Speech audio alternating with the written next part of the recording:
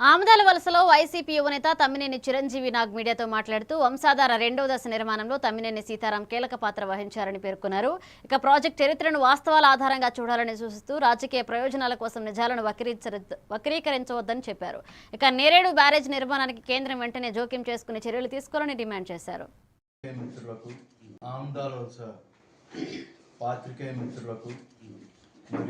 Media సోదరులకు నా నమస్కారాలు తెలియజేస్తూ ఇవాళ ఈ మధ్యకాలం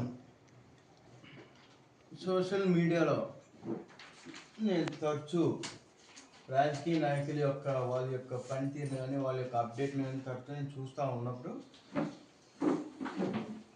అనూహ్యంగా కొన్ని ప్రజలకు ముందుకొచ్చి ఇదిగా వాస్తవం చెప్పాలి మీరు ప్రజలకి.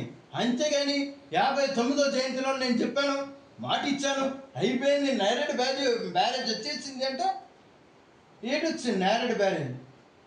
మీ ఎర్రనాయుడు గారు కన్న కళ మా తెలియదు నాయన, మా తెలియదు నిజంగానే. ఎస్, చరిత్ర తెలుసుకొని మాట్లాడు రామ్మోహన్ నాయుడు. చరిత్రహీనుడిగా మిగిలిపోకు, చరిత్ర తెలుసుకొని మాట్లాడు. ఎందుకంటే నీరు అన్నది సెంటిమెంట్, నీకు అర్థమవుతుందా? వాటర్ అన్నది సెంటిమెంట్.